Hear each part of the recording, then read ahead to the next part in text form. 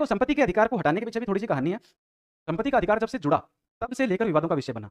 जब से भारतीय संविधान में जोड़ा गया, उस समय कुछ ऐसी परिस्थितियां थी या भारतीय संविधान सभा के अंदर जो लोग बैठे थे, उनकी आपसी समझाइश ऐसी कुछ थी कि इसको मूल अधिकारों की श्रेणी में रख दिया गया और आगे चलकर इससे संबंधित विवाद आने लगे। जैसे हम बात करते हैं मूल अधिकारों के साथ ही हम बढ़ते हैं राज्य के नीति के निर्देशक तत्व। राज्य की नीति के निर्देशक तत्वों में जिक्र किया गया है कि राज्य संसाधनों का समान वितरण तय करेगा, यानी लोगों के बीच संसाधनों को लेकर जो भेदभाव है, जो भेदभाव कह सकते हैं या फिर संसाधनों को लेकर जो वर्गीकरण हो रखा है, कुछ लोगों के पास संसाधन बहुत अधिक मात्रा में है, कुछ लोगों के पास संसाधन बहुत कम मात्रा में है, इस प्रकार के वर्गीकरण को, इस प्रकार की असमानता को राज्य समाप्त करेगा।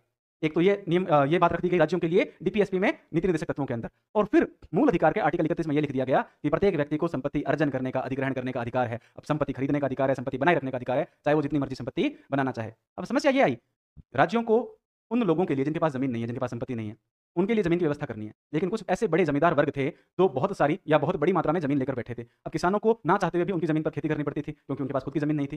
तो राज्यों ने ये सोचा कि जमींदारी व्यवस्था को समाप्त किया जाए और जमींदारी व्यवस्था को समाप्त करके जो बड़ी ज़मीनें हैं, वो गरीब वर्गों में, जिनके पास बिल्कुल भी ज़मीन नहीं है, उनको थोड़ी-थोड़ी हिस्सों में बाँट दी जाए। क्योंकि भारत आज़ाद हुआ है, तो आज़ादी सभी को मिली है। जब सबको आज़ादी मिली है, तो उसका लाभ भी सभी को मिलना चाहिए। अब जो किसान वर्ग है, गरीब वर्ग है, वो अगर आज़ादी के बाद भी ज़मींदारों के पास ही खेती करता रहेगा, तो उसकी आज़ादी का कोई तात्पर्य नहीं है। तो उन्हें सही मायने में आज़ादी देने के लिए भूमि सुधार कानून लाए गए। अब जब भूमि सुधार कानून आए, तो ज़मींदारों ने समस्या तय कर दी। ज़मींदारों ने कह दिया कि भाई साहब, आप कैसे भूमि सुधार कर रहे हो? देखो, हमें आर्टिकल 31 के तहत भूमि सुधारों के अंदर ये तय किया गया कि एक सीमा तक ज़मीन, मान लो कुछ एकड़ हो गए, कुछ बीघा हो गए, एक निश्चित सीमा तक ज़मीन एक व्यक्ति रख सकता है। अगर उससे अधिक ज़मीन किसी व्यक्ति के पास है, तो वो ज़मीन राज्य सरकार द्वारा अपने अधिग्रहण में ले ली जाएगी, राज्य सरकार द्वारा अपने कब्जे में ले ली जाएगी और फिर राज्य सरकार उस ज़मीन को समाज के उन हिस्सों में जिनके पास ज़मीन नहीं है, उन्हें बराबर-बराबर रूप से बाँट देगी। ये व्यवस्था करना चाहती थी राज्य सरकारें। लेकिन ज़मींदार पहुँच गए भाई साहब सुप्रीम कोर्ट में कि ऐसा कैसे है? ऐसा कैसे चलेगा? मूल अधिकार दिया हुआ है भाई साहब हमें।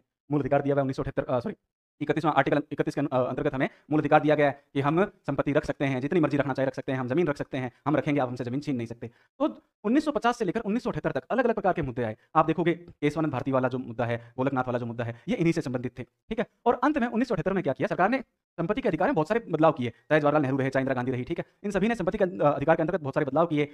अंत में इंदिरा जी ने भूमि सुधार कानून जो है पूरी तरह से लागू भी करा दिया, उनकी ज़मीनें भी ले ली गई, ठीक है? और इसी से केशवानंद भारती वाला मुद्दा निकल कर आता है, केशवानंद भारती वाला केस भी निकल कर आता है। लेकिन 1978 में जब बीजेपी की सरकार आती है, तो वो 44वें संविधान संशोधन अधिनियम द्वारा संपत्ति के अधिकार को मौलिक अधिकारों की सूची से पूरी तरह से हटा ही देती है। पूरी तरह से हटाकर कहाँ रखती है? भाग 12 में अनुच्छेद 301 के तहत विधिक अधिकार बना दिया गया।